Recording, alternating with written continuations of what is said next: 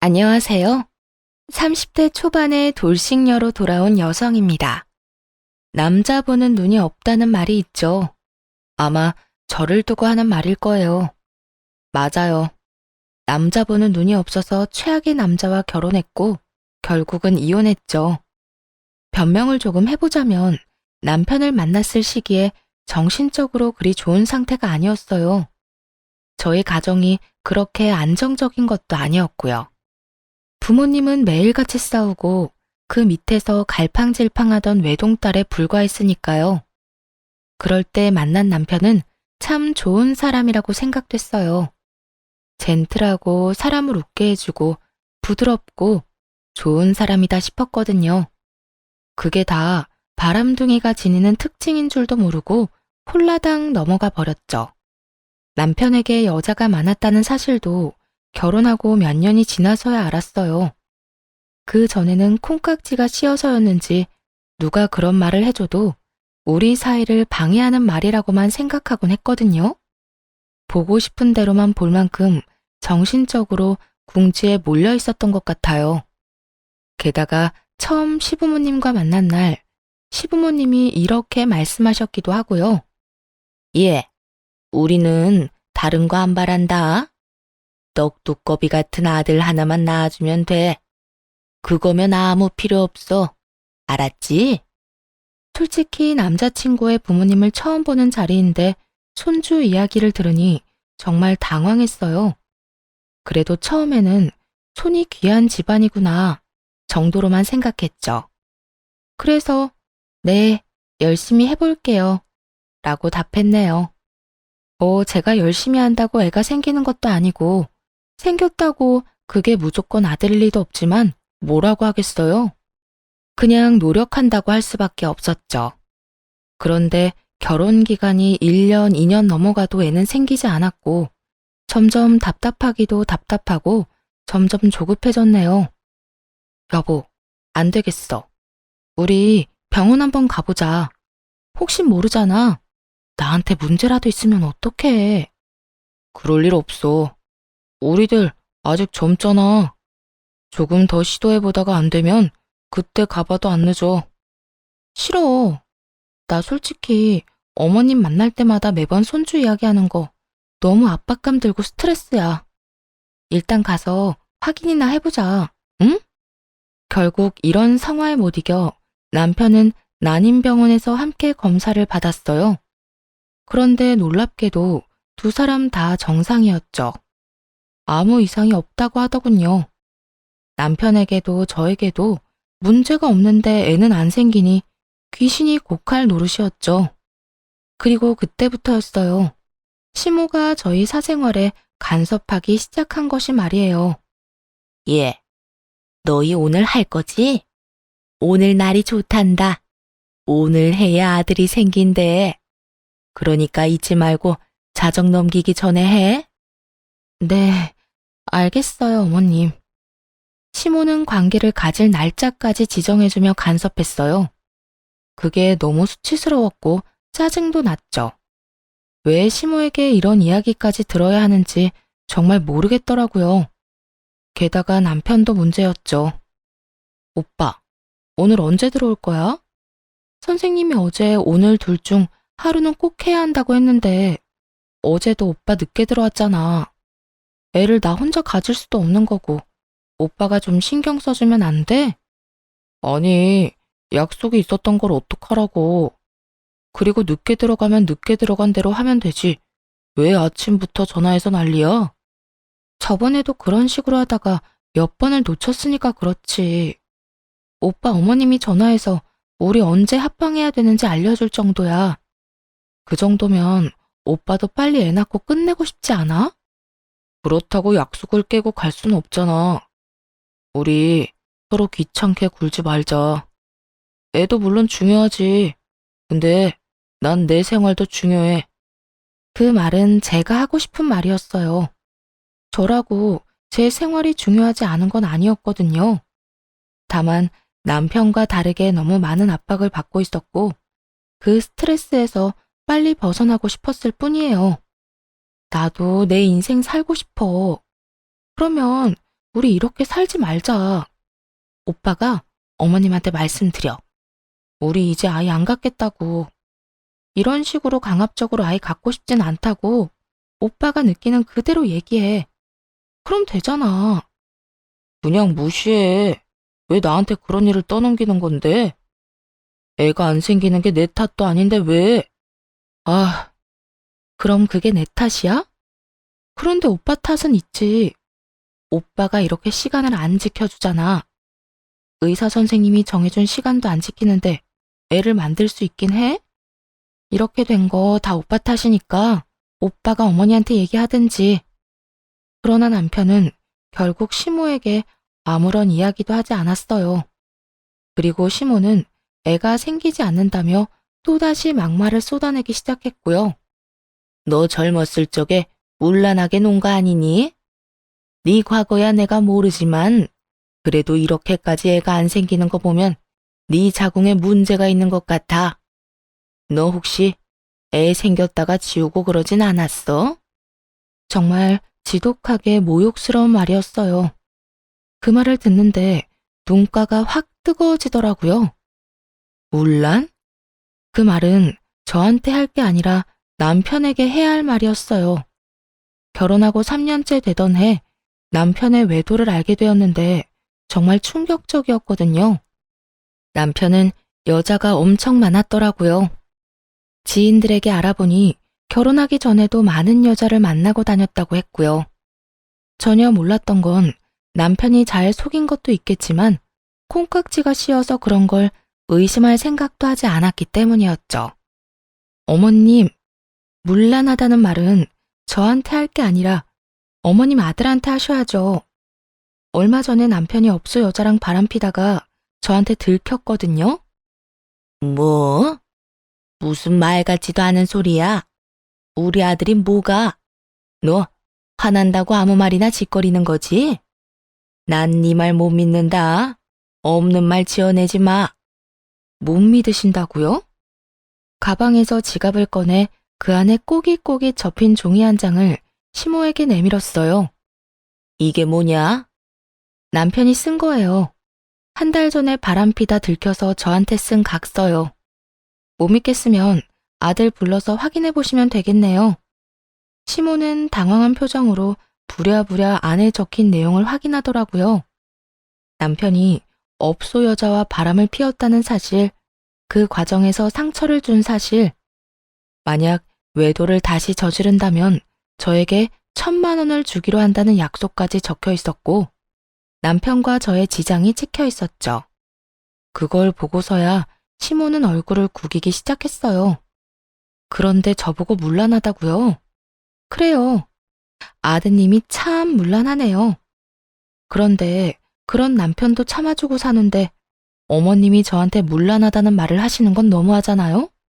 진짜 문란한 사람이 누군데? 애가 생기지 않는다는 이유만으로 죄도 없는 며느리에게 폭언을 퍼붓는 시모에게 해주고 싶은 말이 참 많았죠. 그리고 저희 애 안 생기는 이유 중 절반은 그이 때문이거든요. 의사가 날짜를 정해주면 뭐 하냐고요? 맨날 바쁘다고 늦게 와서 뻗어 자는데. 그 와중에 업소 여자랑 바람까지 피우고. 여튼 저한테 뭐라고 하지 마시고 아들한테나 잘 좀 하라고 하세요. 네가 얼마나 매력이 없었으면 아들이 밖으로 돌아. 그게 다 네 탓이지 왜 우리 아들 탓이야? 결국 또 제 탓이네요. 그럼 영원히 저한테서는 손주 못 보시겠어요. 그러니까 이왕 이렇게 된 거 애는 포기하세요. 저도 더 이상 집착하지 않기로 했어요. 그리고 앞으로 전화해서 사생활 간섭하는 거 그만두세요. 소름 돋으니까요. 이 말에 시모는 신경질적으로 남편에게 전화를 걸더군요. 당장 오라는 말에도 남편 놈은 느긋하게 등장했어요. 시모가 남편에게 따져 물었죠. 너, 이 각서 내용이 진짜야? 남편 놈이 각서를 보더니 난감한 표정을 짓고는 머리를 긁적이며 말하더군요. 그거 와이프도 알아. 일회성 만남이었어. 완전 그냥 잠깐 스치는 인연이었다고. 그런 여자를 진심으로 만날 리가 없잖아. 진심이든 놀이든 너 이 짓거리 하느라고 이때까지 손주 만드는데 소홀했던 거야? 내가 손주 보고 싶다고 얼마나 말했니? 그런데 그거 하나 못하고 이딴 짓까지 저질러? 내가 너 때문에 며느리한테 이런 취급 받아야 해. 왜요? 우리 와이프가 뭐라고 했는데? 각서 밝힌 것도 모자라서 우리 엄마한테 또 무슨 소리 했어? 자기 엄마라고 무조건 편부터 들고 나서는 남편놈을 보면서 한심한 표정으로 남편에게 말했죠. 어머님이 나더러 문란하게 놀아서 애 안 생기는 거냐고 묻길래 당신이 나보다 더 문란하다고 말해준 게 다야. 하도 안 믿으시길래 각서 보여드렸고. 그거 보시고는 부끄러우셨는지 당신한테 바로 연락하시던데?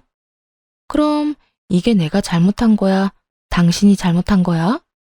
이 말에 남편놈도 입을 꾹 다물고 저와 시모 눈치를 보더군요. 모르면서 남 탓하지 마. 그리고 당신이 말하기 싫어하는 것 같아서 내가 어머님한테 말씀드렸어. 우리 애 가지는 걸로 집착 안 하기로. 당신이 먼저 그렇게 이야기했으니까 앞으로 손주 이야기할 거면 어머님이랑 당신 둘이서 이야기해. 나 빼고. 남편놈과 시모는 그 이후로 더는 손주 이야기를 꺼내지 않았어요. 하지만 점점 이 결혼 생활에 강한 회의감이 들었죠. 이혼에 대해 진지하게 생각하는 계기가 됐거든요. 솔직히 말해서 지금 당장 이혼하고 싶냐고 묻는다면 지금 당장이라도 그렇다고 말할 정도였죠. 하지만 그 당시의 상황이 그리 좋지 않았어요. 애를 가지기 위해 직장까지 그만둔 상태였거든요. 한 달 전 남편의 외도를 알고도 강하게 나가지 못한 이유 역시 그것 때문이었고요. 물론 일회성 만남이라며 남편이 손이 발이 되게 빌었으니 참고 넘어간 것도 있었지만요. 하지만 그보다도 직업도 없는 상황에서 이혼까지 하고 나면 정말 패배자가 된 것 같은 기분이 들 것 같았거든요. 그래서 어떻게든 참았던 건데 시모의 막말과 남편놈의 저런 행동까지 겹치니 도저히 더는 참기 어려웠어요. 그래서 우선 직장부터 다시 구했죠. 다행스럽게도 저번 직장보다도 더 좋은 조건으로 취직할 수 있었네요. 일을 다시 시작한 게 시모와 남편은 마음에 안 드는 듯 했지만 더는 뭐라 말 못하고 하고 싶은 대로 하라며 그냥 놔두더라고요. 하긴 입이 10개라도 할 말이 없겠지만요. 그때부터는 정말 원하는 대로 살아보자 싶었네요. 그리고 다음에도 이런 분통 터지는 일이 있으면 이번에는 무조건 이혼하겠다는 생각을 머리에 콕 박아놨죠. 그렇게 한 달, 두 달, 반년이라는 시간이 흐르는 동안 남편과 시모는 딱히 간섭하지 않았고 평온한 시간이 흘렀어요. 둘에게서 눈을 돌리자 정말 평화롭고 좋았죠. 남편도 집에서는 제 눈치를 보기에 바빴고 일찍 집에 들어오려 애쓰더군요. 그런데 폭탄은 언제나 불시에 터지는 법인가 봐요. 어느 날 남편놈이 다른 언질도 없이 웬 갓난아기를 데리고 집에 왔으니까요. 100일도 채 지나지 않아 보이는 어린 아이였어요. 아기를 보고 굳어있는데 남편이 툭 던지더군요. 나한테 동생 하나 있는 거 알지? 이야기를 들어본 적은 있었어요. 남편과 나이 차이가 많이 나는 어린 여동생이라고 했죠. 어릴 때 찍었다던 가족 사진을 본 적은 있었는데 그 외에는 단 한 번도 실제로 보지 못했지만요. 시모와 남편 말로는 제멋대로 사는 자유인이라서 어릴 때 집을 나가 여태까지 돌아오지 않는다고 하더라고요. 게다가 그만큼 사고도 많이 쳤다고 들었고요. 들어는 봤지. 근데 아가씨가 집에 오신 거야? 집에 돌아온 건 아니고 이 애만 맡기고 다시 나갔어. 걔가 어릴 때부터 사고를 좀 치고 다니긴 했는데 이번에는 애를 낳아서 왔더라고. 무슨 사연인지는 모르겠지만 자기는 키울 수 없으니까 엄마한테 키워달라고 데려왔더라고. 그 말을 듣고 당황했어요. 시모에게 맡겼다던 아이를 왜 여기 데려온 건지 솔직히 짐작이 갔지만 생각하고 싶지도 않았거든요. 그런데 남편은 결국 제일 듣고 싶지 않았던 말을 꺼내더군요. 엄마가 동생네 아들을 우리 자식으로 키우라고 하셔서 데리고 왔어. 솔직히 애가 안 생기기도 하고 핏줄이 중요하다면 동생 자식이라도 나는 상관없어. 당신도 굳이 애한테 집착하고 싶지 않다며. 그럼 이 애를 우리 자식으로 키우면 좋잖아. 아무리 그래도 이런 중대한 사항을 저한테 이런 방구도 없이 어떠한 상의도 없이 무턱대고 저지르는 건 아니죠. 얼마나 어이가 없었는지 몰라요.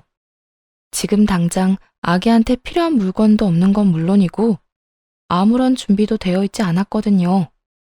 게다가 갓난아기면 일을 하면서 키울 수도 없잖아요. 취직한 지 반년 만에 다시 일을 그만둬야 하는 상황이라 미치겠더라고요. 이건 도저히 아니다 싶어서 남편과 함께 아기를 데리고 시댁으로 찾아갔어요. 물론 따지러 간 거였죠. 어머님, 이게 다 무슨 일이에요? 신우 아이를 저희 아이로 키우라니요. 그럼 넌 애도 안 낳고 키우지도 않으면서 우리 집안 며느리로 편하게 있을 생각이었니? 너도 뭐라도 해야 할 거 아니야. 애 만드는 거에 집착하지 않겠다는 말까지 해놓고서는 너도 참 뻔뻔하기 그지없구나. 뻔뻔하다니. 집착하지 않는다는 게 아이를 가지지 않겠다는 말은 아니잖아요. 생기면 낳을 거예요. 안 생기는 아이를 제가 어떻게 낳겠어요? 그러니 하는 말이야. 내가 너한테 애 낳아달라고 사정하지 않을 테니 이 아이라도 네 자식처럼 키워. 혹시 제가 임신이라도 하면 이 애는 어쩌고요? 걔도 내 핏줄이고 네 남편 핏줄이야. 너 내가 왜 이렇게 정이 없어? 자식 하나 키우나 둘 키우나 똑같아. 너도 좋잖아. 내가 더는 잔소리 안 하겠다는데. 물론 잔소리를 안 하면 좋긴 하죠. 하지만 그거랑은 다르잖아요. 이건 정말 선을 넘은 거 아닌가요? 자기들끼리만 상의하고는 통보한 건데요. 아니, 이렇게 중요한 결정을 무슨 쇼핑하는 것 마냥 어떻게 그렇게 처리해요? 한숨도 나오고 완전 짜증나긴 했지만 애를 보니 또 불쌍하기도 하고. 하긴 애가 무슨 죄가 있겠어요. 이미 제 아이를 키우고 있었다면 아마 절대로 이 애를 받지 않았겠죠. 하지만 일단 애가 들어설 기미가 없으니 우선은 애를 데리고 오긴 했어요. 아가씨는 언제쯤 집에 돌아올 것 같아? 나야 모르지. 그런데 애 낳고 도망갔는데 돌아올까? 돌아와서도 모르는 애 취급하겠지. 그냥 우리 애로 키우자. 나도 많이 도와줄게. 너도 애 많이 갖고 싶어 했잖아. 남편 말을 들으니 측은함도 들더군요. 그래도 동정심으로 이런 중대사를 결정하고 싶지는 않았습니다. 일단 3개월, 딱 3개월만 애를 키워볼게. 내 아이로 등록하는 건 그 뒤에 결정할 거야. 나도 이 이상은 양보 못해. 남편 놈은 지금 당장이라도 이 아이를 우리 아이로 서류상에 올리고 싶은 모양이었지만 그것만은 안 된다며 남편을 막아섰어요. 섣불리 행동했다가 피 볼 일은 만들고 싶지 않았거든요. 그런데 남편 놈은 애를 데려온 이후로 매일같이 난리를 치더군요. 이 애의 출생 신고를 우리 앞으로 해야 한다면서요. 어차피 우리가 키울 거면 우리 앞으로 출생 신고하는 게 맞아. 당신이 양보해주면 안 될까? 동생도 그러면 더 마음이 편할 테고. 그건 아니지. 내가 키울 생각이 아직 확실하지 않은데 내가 엄마라도 되면 나중에 아가씨가 애 원할 때는 어떻게 할 건데? 가족이라고 이런 문제 섣불리 처리하면 나중에 피 보는 건 우리야. 그러니까 신중하게 생각하고 싶어. 그런데 애 출생 신고도 여태 안 한 거야? 그럼 어떡하냐? 동생이 출생 신고를 안 하고 싶어 하는데 자기 밑으로는 절대 못 넣겠다고 해서 우리한테 부탁한 거잖아. 나는 당장이라도 내 아들로 등록하고 싶지만 어차피 당신 동의가 필요하니까. 그렇다고 내 애가 아닌데 내 애로 등록하는 건 쉬운 일이야? 나한테는 큰일이라고. 일단 좀 더 지켜보자. 그렇게 겨우 잠잠해졌죠. 그리고 그 이후로 딱 2달 정도 지났을 무렵 일이 터졌어요. 그때는 아이에게 정이 들기 시작한 시기이기도 했죠. 어버이날이라 시댁에 들렀는데 시부는 없더라고요. 시모 혼자 있었는데 시모는 급히 가야 할 곳이 있다고 하더군요. 그래서 저와 아이는 시댁에 남아 있었고 남편과 시모는 남편 차를 타고 밖으로 나갔어요. 저는 시댁 집에서 아이를 보고 있었죠. 그런데 갑자기 벨이 울리더군요. 가족이라면 비밀번호를 누르고 올라왔을 텐데 벨을 누르는 게 이상해서 인터폰을 확인해 보니 모르는 남녀 2사람이 있더군요. 누구세요? 여기 김영자 씨 집 아닌가요? 저는 딸인데 오랜만에 집에 오는 거라. 김영자는 시모의 이름이었어요. 곧 들리는 딸이라는 말에 놀랐죠. 한 번도 직접적으로 본 적은 없었으니까요. 그런데 얼굴이 묘하게 익숙했어요. 시모가 예전에 가족 사진이라며 보여주었던 사진 속 신우와 닮았더라고요. 물론 사진보다는 더 어른스러운 모습이었지만요. 깜짝 놀라 문을 열어주며 말했어요. 어머, 죄송해요. 어서 들어오세요. 들어온 신우는 제가 누구인지 궁금한 눈빛을 보내더군요. 아, 저희 초면이죠? 몇 년 전에 오빠랑 결혼한 사람이에요. 그때 결혼식에 오지 못하셔서 얼굴은 못 봤을 거예요. 오빠랑 어머님은 잠깐 밖에 나가셨으니까 일단 안에서 기다리세요. 세상에, 이 오빠는 결혼하는데 나한테 연락도 안 했어? 죄송해요. 결혼식에 참석은 했어야 했는데 바빠서 참석을 못했어요. 아니요, 괜찮아요. 이렇게 보게 됐으니 된 거죠. 아마 1시간 이내로 가족들 올 테니 편하게 앉아서 기다리세요. 그렇게 거실에 앉은 신우는 제가 안고 있는 아이를 보며 눈을 빛내더라고요. 그런데 아기가 너무 예쁘네요. 몇 개월이에요? 오빠 아들 치고는 많이 얌전하네. 오빠 별로 안 닮았네요. 순간 뭐지? 싶었지만 혹시나 해서 신우 옆에 있는 사람을 보며 슬쩍 물었어요. 그런데 옆에 계시는 이분은 누구세요? 아, 이번에 결혼하게 될 사람인데 부모님한테 인사시키려고 같이 내려왔어요. 어버이날이라 그간 못 뵀던 것도 있고. 신우의 말에 이 남자는 애 아빠가 아니구나 생각했어요. 그러니 자기 애라고 하지 못하고 이런 식으로 말하는 거겠죠. 음료수라도 내드리기 위해 부엌으로 가는데 신우가 따라오더군요. 그래서 거실에 들리지 않도록 작은 목소리로 신우에게 물었어요. 아가씨, 그런데 제가 너무 궁금해서 그런데 저희한테 맡긴 애 아빠가 이분이 아닌 거죠? 네? 그게 무슨 소리예요? 신우가 펄쩍 뛰며 놀라서 반문하더군요. 이걸 모른 척 해줬어야 했나? 싶어서 다시 말했어요. 미안해요. 비밀인 거죠. 사실 2달 전에 저희도 급하게 애를 맡게 된 데다가 아가씨가 이렇게 다시 집을 찾을 줄 몰랐어요. 혹시 불편하시면 저랑 아기는 나가 있을까요? 애 얼굴 보면 좀 그렇잖아요. 지금 무슨 소리예요? 제 아이라니요. 저는 아이 한 번도 본 적 없어요. 제 몸을 좀 보세요. 저 아기가 아무리 많이 봐줘도 6개월밖에 안 돼 보이는데 제가 애 낳고 6개월밖에 안 된 산모처럼 보이세요? 신우는 아주 팔짝 뛰며 화를 내더군요. 하긴 저도 이상하긴 했어요. 아이를 낳아본 적은 없지만 산후에 몸무게가 빨리 빠지지 않는다고 들었거든요. 게다가 신우는 굉장히 마른 타입이었어요. 배가 하나도 없이 홀쭉하더라고요. 도대체 그런 소리는 어디서 들으신 거예요? 우리 오빠가 그래요? 아니면 엄마가? 2사람 다 저한테 데리고 와서는 신우가 애 낳고 갔다고 우리 보고 키우라고 해서 제가 지금 이 아이를 키우고 있는 거거든요. 그러면 이 애는 누구예요? 이 말에 신우가 더 크게 화를 냈어요. 그걸 제가 어떻게 알아요? 진짜 우리 엄마랑 오빠가 이 애를 제 애라고 말했다고요? 네, 제가 아이가 안 생기니 이 애를 우리 애로 키우라고.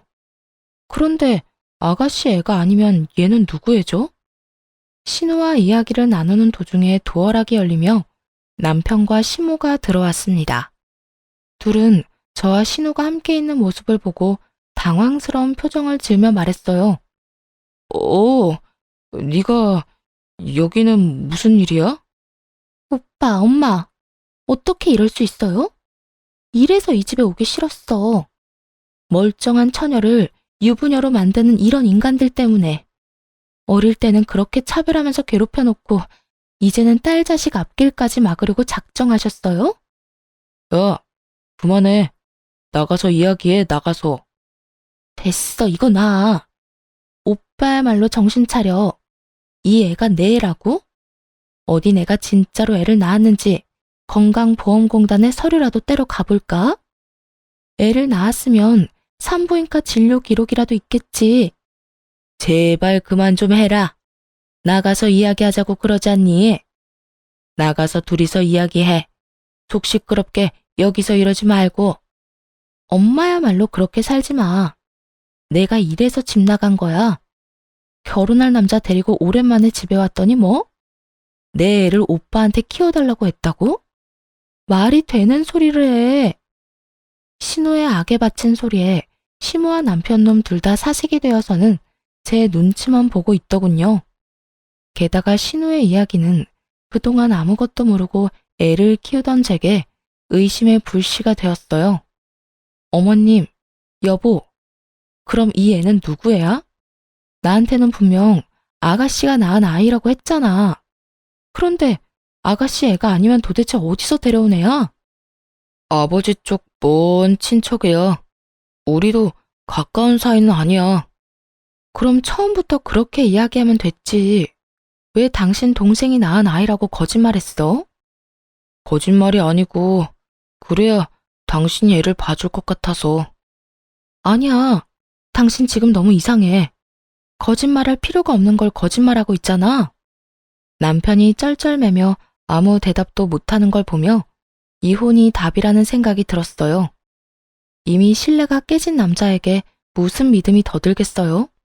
사실 아이가 남편과 닮지 않아서 이틀 전에 친자 검사를 신청해놨거든요. 남편이 바람 피워서 데리고 온 아이일 거라고 생각해서요.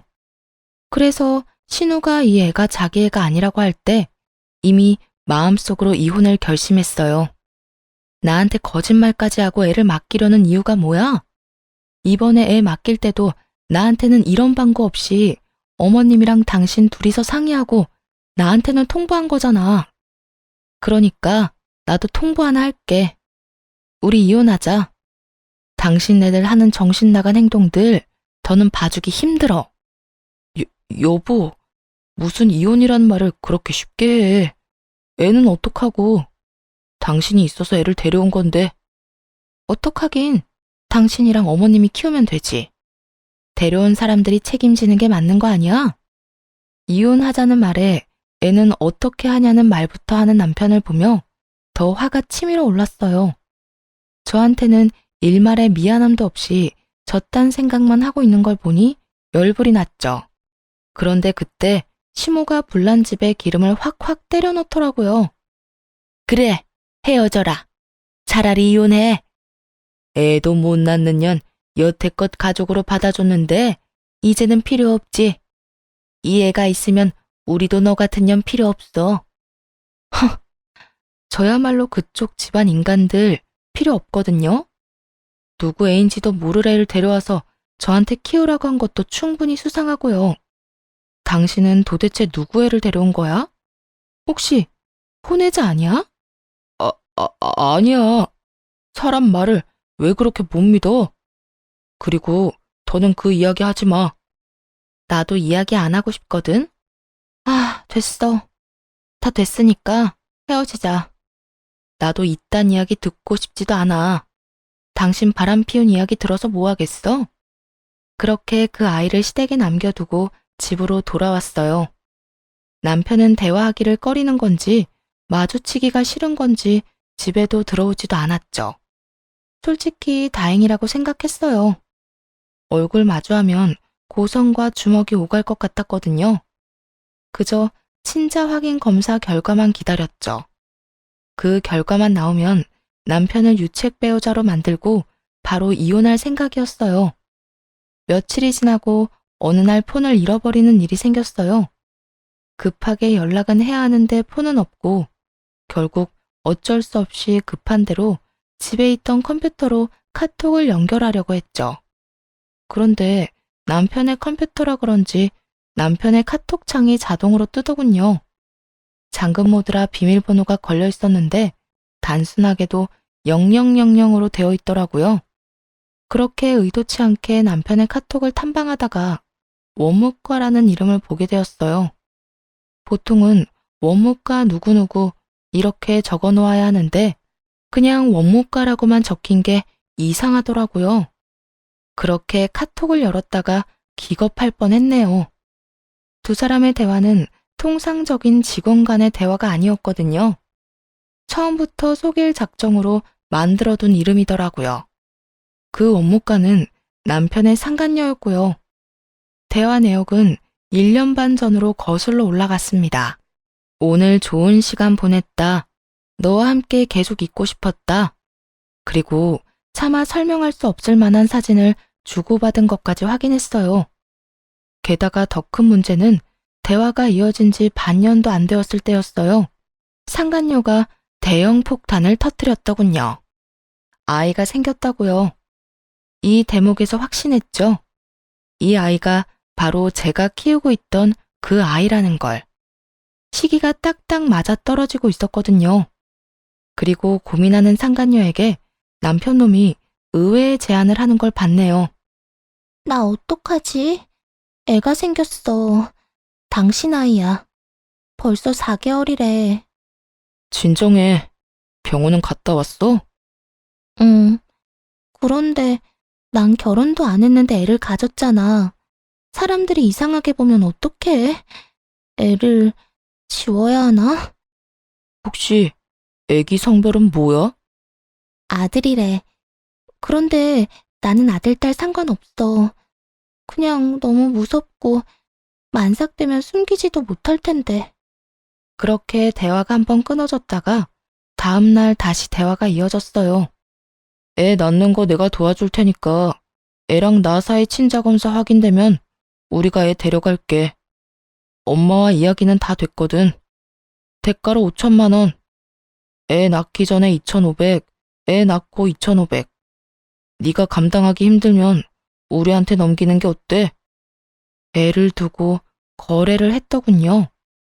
애가 7개월이 돼서 배를 가릴 수 없자 남편놈이 2,500만 원을 보냈더군요. 남편놈도 망할 인간이지만 이 여자도 정신 나간 건 똑같아 보였어요.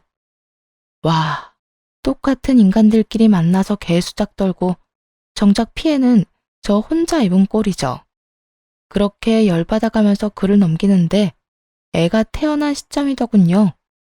친자 확인 검사 결과를 사진 찍어서 보내줬더라고요.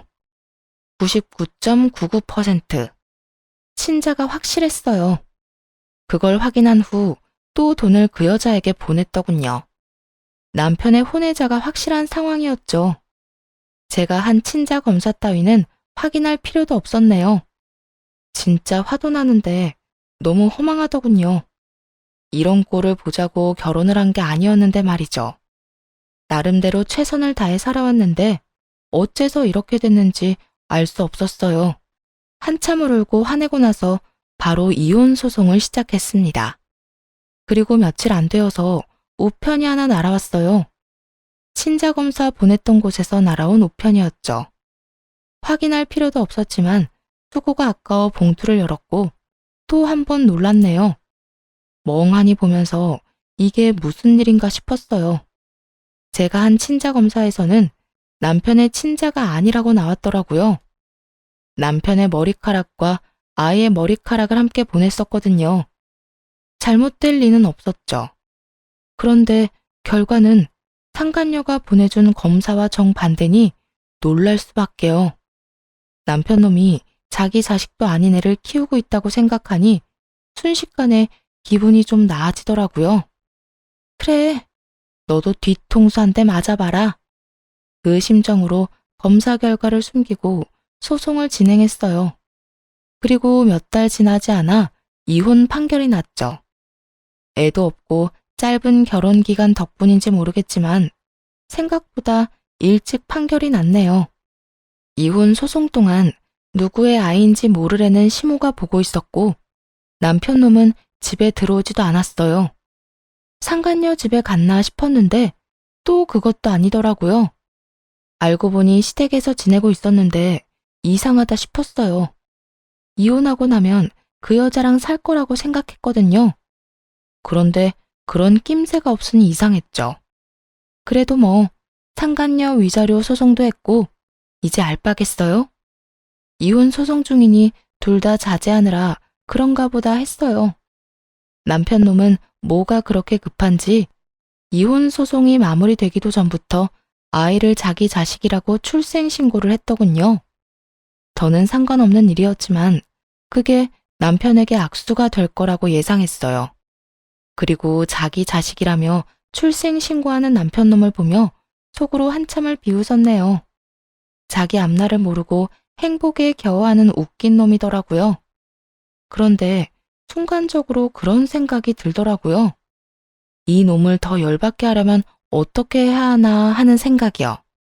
그때 그 상간녀가 보냈다던 친자검사 결과지가 생각났어요. 상간녀는 진짜 아이 아빠가 누구인지 알고 있었잖아요. 그래서 그쪽을 잡고 흔들기로 했어요. 남편 놈에게 상간녀의 위자료 비용을 받은 다음 날, 남편의 상간녀에게 연락을 했었거든요. 이제 용건 다 끝난 거 아닌가요? 전화를 받자마자 상간녀는 뾰족하게 말하더라고요. 사실 저 그 애가 남편 애가 아닌 거 알아요. 저도 친자검사 했거든요. 폰 너머로 숨막히는 침묵만 전해져 왔어요. 긴장한 모양이더라고요. 절로 피식 웃음이 나더군요. 아직 이혼 판결은 안 났는데 판결 나고 다음날 그 사람한테 선물로 검사 결과지 줄 생각이에요. 그러니까 잘 생각하고 행동하세요. 이렇게 말하면 상간녀가 애를 데리고 도망갈 거라고 생각했어요. 돈도 받아먹었고 위자료까지 대신 내줬는데 알고 보니 남편 자식이 아니라면 맞아 죽기밖에 더 하겠어요. 그 전에 애 데리고 도망가는 게 낫지. 그런데 그 상간녀는 생각보다도 더 나쁜 년이었더라고요. 이혼 판결이 나고 전 남편 놈은 저희 신혼집을 제2의 신혼집으로 만들기 위해 와 있었어요. 저는 짐을 싸서 이제 막 나가려는 참이었고요. 그런데 전 남편 놈만 보이고 상간녀가 보이지 않자 싱긋 웃으며 물었죠. 이 집에 새로 들어올 분은 같이 안 왔나 봐? 당신이 신경 쓸 일은 아니지. 어차피 남남이고 넌 나갈 사람인데 궁금할 게 뭐가 있어? 그건 그렇지. 근데 아쉽다. 둘이 같이 있을 때 보면 좋았을 텐데. 마음에도 없는 소리를 하며 남편에게 서류를 한 장 내밀었어요. 자, 내 마지막 선물이야. 그래도 이건 알려주고 가야 할 것 같아서. 내민 서류 봉투를 슬쩍 보더니 전 남편이 그걸 받아갔어요.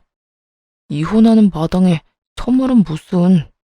그러지 않아도 전 남편 놈 기분은 그리 좋지 않은 상태였죠.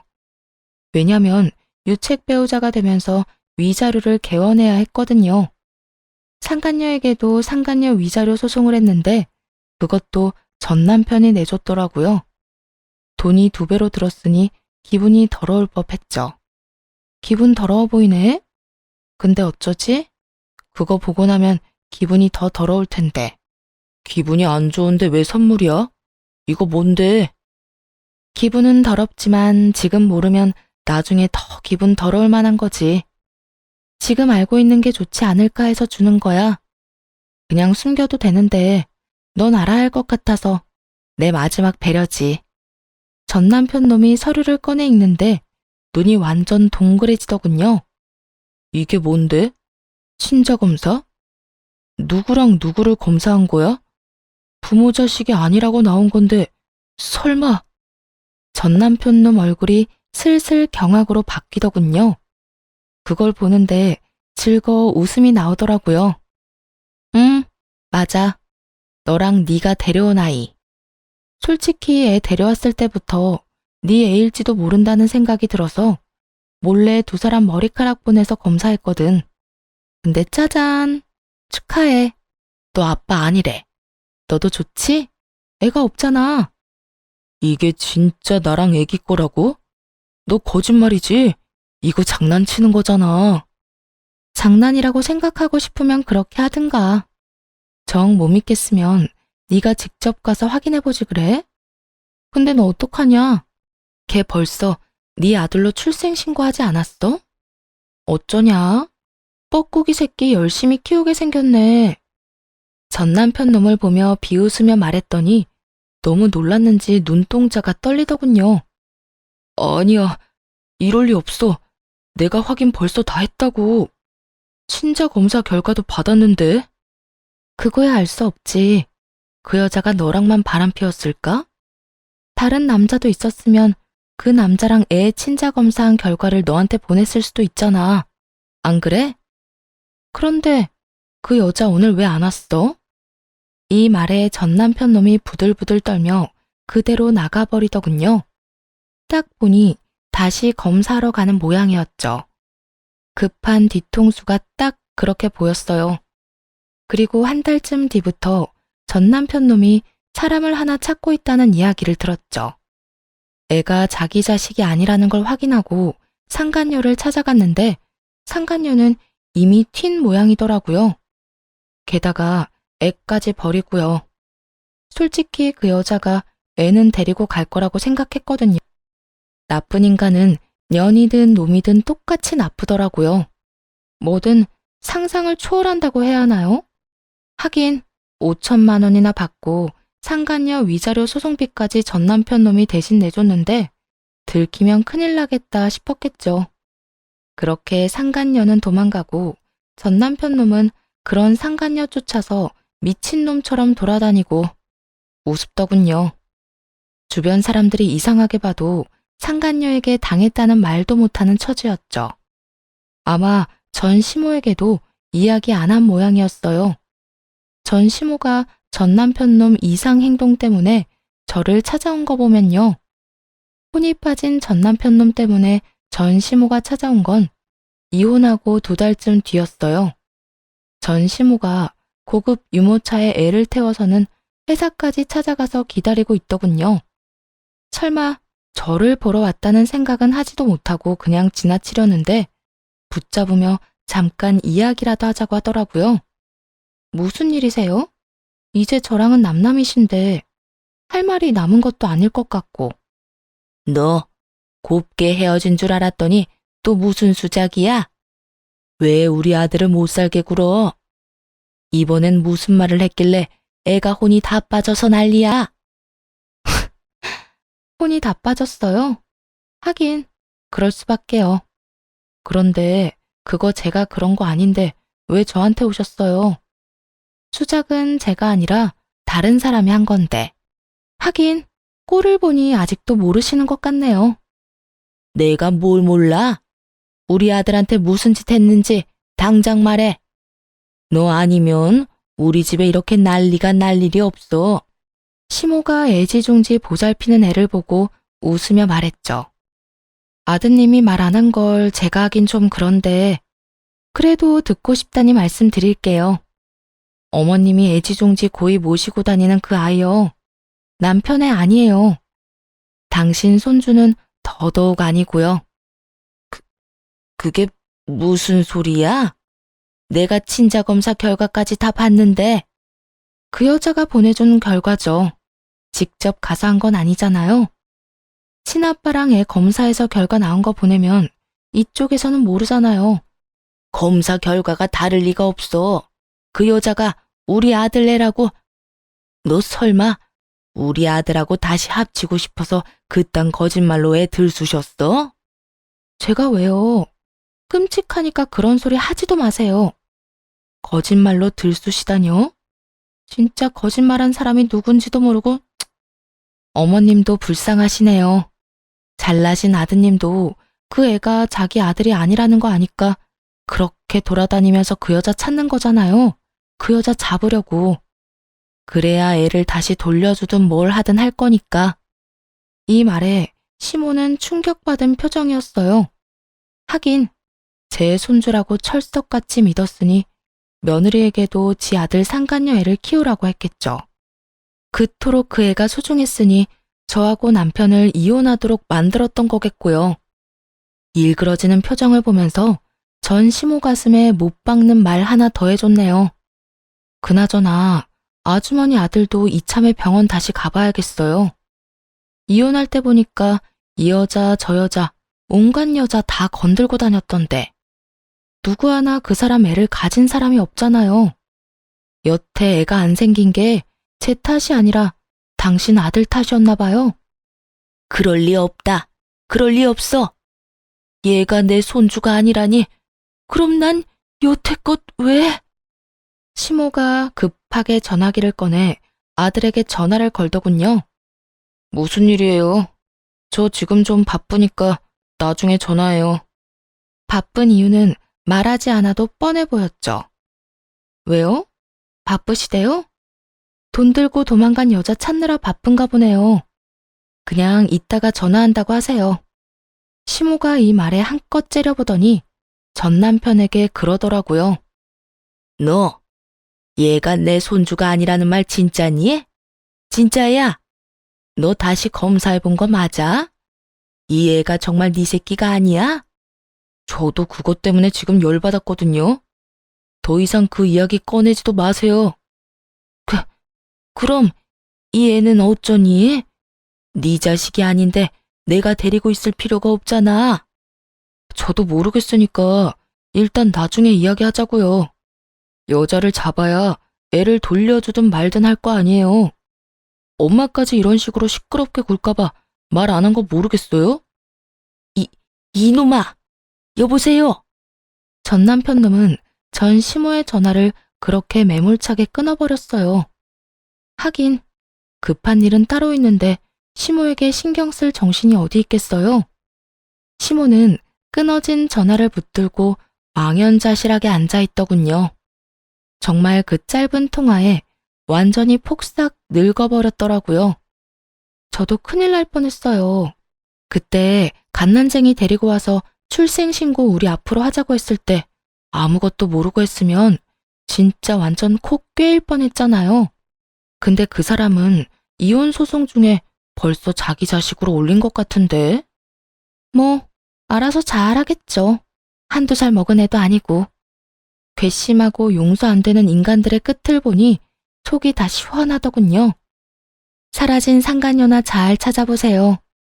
위자료에 애 넘기는 값으로 6천만 원을 넘게 쓰도록 만들었는데 한 푼이라도 건지려면 여자 찾아야 하지 않겠어요? 그리고 그 애도 그 여자한테 넘겨주려면 말이에요. 시모는 부들부들 떨며 말도 못하고 굳어 있었어요. 한마디라도 쏘아붙이고 싶겠지만 그럴 수 있는 정신도 없나 보더라고요. 하기야 아이와 상간녀 생각으로 온통 가득할 테니 말이에요. 그런 시모를 놔두고 혼자 나왔네요. 나중에 이야기 들어보니 이 여자를 찾지도 못하고 애도 여전히 키우고 있다더군요. 생각 외로 기른 정이 컸나 싶었는데 그건 전혀 아니었고요.